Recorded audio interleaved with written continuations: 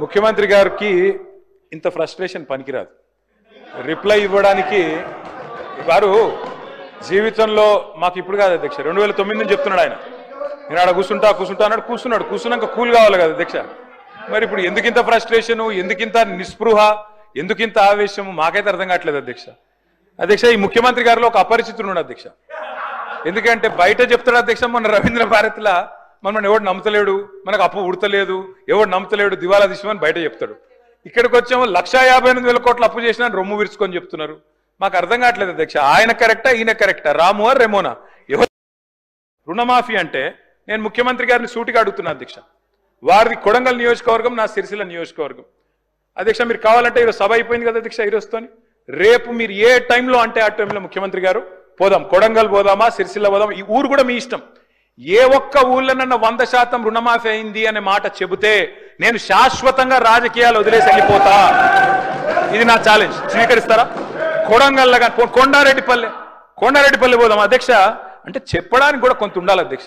వారే కదా అధ్యక్ష రైతులను రెచ్చగొట్టింది. 2 లక్షలు తెచ్చుకోండి, ఎంబడే ఓన్రి, డిసెంబర్ 7 నాడు ఇందిరమ్మ రాజ్యం వస్తుంది, 9 తారీఖు నాడు మొదటి సంతకం పెడతా, అయిపోతుంది 2 లక్షల రుణమాఫీ. అయిందా అధ్యక్ష? పోదామా ఏ ఊరికన్నా?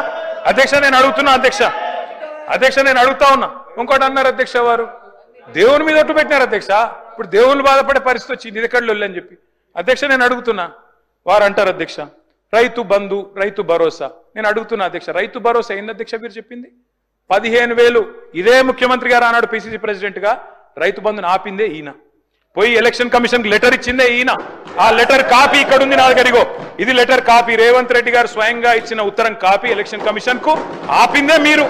మళ్ళీ మీదికెళ్ళి మేము దాచుకున్నాం, మేము ఆపినామని చెప్తారు. నేను పంపుతా అధ్యక్ష ఇది మీకు. అధ్యక్ష రైతు బంధు ఆపుతారు, 7,600 కోట్లు ఆపిందే వాళ్ళు. ఆపి ఏం డైలాగ్ కొట్టిన అధ్యక్ష వీరు?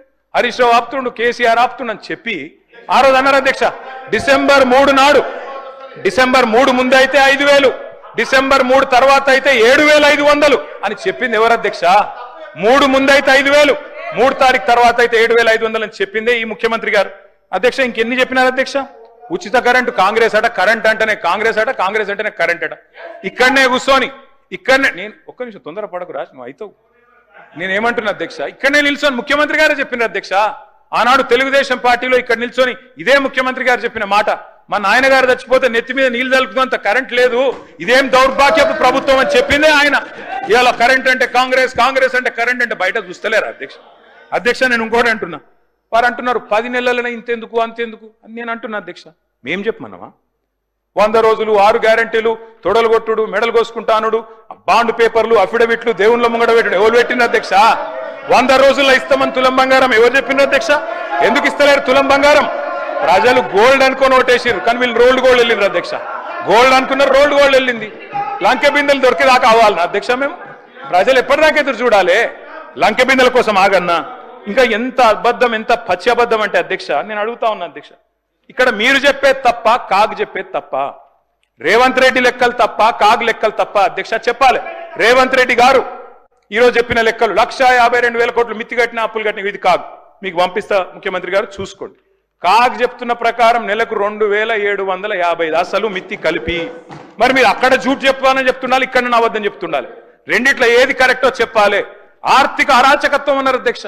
ఆర్థిక అరాచకత్వం నిజమైతే ఆయననే ఎందుకున్నాడు అధ్యక్ష ఆర్థిక కార్యదర్శి? మాకు 11 బడ్జెట్లకు సాయం చేసిన ఆయన, మీకు 3 బడ్జెట్లకు సాయం చేసిన ఆయన ఎందుకు కొనసాగిస్తున్నారు? మరి ఏది కరెక్ట్? అందుకే అంటున్న అధ్యక్ష. ఇంకోటి బోనస్, అది కూడా గొప్పగా చెప్పిన అధ్యక్ష. బోనస్ ఇగో అధ్యక్ష, ఇది కాంగ్రెస్ మేనిఫెస్టో. పేజ్ నెంబర్ చూసుకోండి, పేజ్ నెంబర్ 8. ఏం చెప్పిన అధ్యక్ష ఈ మేనిఫెస్టోలో? వరి ధాన్యం మద్దతు ధర 2183. దేనిది మద్దతు ధర? ఇది దొడ్డు వడ్లది. 2183 అంటే దొడ్డు వడ్లు. దొడ్డు వడ్లకు మీరేం చెప్పినారు? 500 కలిపి 2,683 ఇస్తామని చెప్పిండ్రు. ఇచ్చిండ్రా? మీరేం చెప్పిన? మొక్కజొన్న 1,670 కలిపి 2,200 ఇస్తాం. కందులు 6,300, 6,700 ఇస్తాం.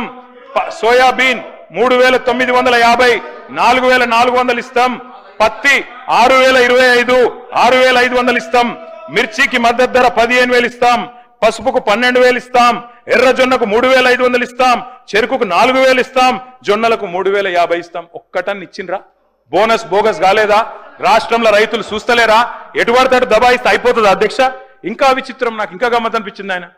అధ్యక్ష ఆయన ఏమైనా స్వాతంత్ర ఉద్యమం చేసి జైలుకు పోయింది అధ్యక్ష? ఏం చేసిపోయింది అధ్యక్ష జైలుకి? ఆయన ఏదో పెద్ద సానుభూతి. మేము పోలేదా జైలుకి? వరంగల్ జైలుకి నేను కూడా పోయిన తెలంగాణ ఉద్యమంలో. ఎస్ ఉన్నాం, అక్కడ బరాబర్ ఉన్నాం.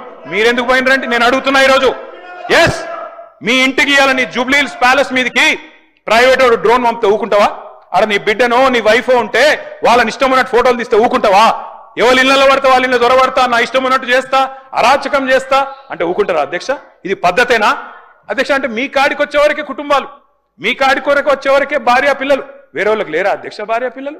మీరు ఆనాడు ఇష్టం ఉన్నట్టు మాట్లాడినప్పుడు, లేని రంకులు అంటగట్టినప్పుడు, ఇష్టం ఉన్న సంబంధాలు మాట్లాడినప్పుడు ఆ రోజు లేవా నీతులు? చివరికి మా ఇంట్లో పిల్లల్ని కూడా తిట్టింది మీరు కాదా? ఆనాడు మా ఇంట్లో చిన్న చిన్న పిల్లల్ని పట్టుకొని, మైనర్ పిల్లల్ని పట్టుకొని బూతులు మాట్లాడింది మీరు కాదా? మీరేదో పెద్ద సానుభూతి కోసం మాట్లాడితే ఏం పని చేసిపోయినా మీరు జైలు. అయినా నేను అడుగుతున్నా ముఖ్యమంత్రి గారు, నేను అడుగుతున్నా అధ్యక్ష, జైలుకి ఎవరు పంపుతారు అధ్యక్ష? ప్రభుత్వాలు పంపుతాయా? కోర్టులు పంపుతాయి. కోర్టులో మీరు ఛాలెంజ్ చేసినారు, నన్ను రిమాండ్కి పంపొద్దు అని మీ లాయర్లు అడిగినారు. కోర్టు కాదు మీరు జైలుకే పోవాలని చెప్పింది. మేమేం చేస్తాం దానికి? రిమాండ్కు పంపేది మేం కాదు సార్, మీరు కాదు. ముఖ్యమంత్రి గారు హుంకరిస్తున్నారు. నేను అనుకుంటే అక్కడ ఎవరు మిగిలరు. నువ్వు ఏమనుకున్నా ఏం ఫరకు పడదు, నువ్వు ఏం చేసుకున్నా ఏం ఫరకు పడదు. నువ్వు అనుకుంటున్నావేమో పదవి శాశ్వతం, అధికారం శాశ్వతం, ఏది శాశ్వతం కాదు అధ్యక్ష. నేను కోరుతా ఉన్నా, ముఖ్యమంత్రికి అపరిమితమైన అధికారాలు ఉండవు. ముఖ్యమంత్రికి అపరిమితమైన అధికారాలు ఉండవు. ఎవరిని పడితే వారిని జైలుకు పంపే అధికారం ఉండదు, కోర్టులకు ఉంటది. నిన్ననే కోర్టు పాత్ర తీసుకున్నారు ఈ ముఖ్యమంత్రి గారు. ఇందాక గోవింద సినిమా చెప్పింది కదా, ఆ పాత్ర ఆయనకే సూట్ అవుతుంది అధ్యక్ష. ఎందుకంటే అప్పుడే లాయర్ అయిపోతాడు ఆయన, అప్పుడే జడ్జి అయిపోతాడు, అప్పుడే మళ్ళీ స్పీకర్. మీరు తీసుకునే నిర్ణయం వారు చెప్తారు, సుప్రీంకోర్టు తీసుకునే నిర్ణయం వారే చెప్తారు, ఉప ఎన్నికలు రావంటారు, ఎన్నికల కమిషన్ నిర్ణయాలు ఆయనే చెప్తారు అధ్యక్ష. మీ బహుపాత్రలు మీకే సూట్ అయితే తప్ప మా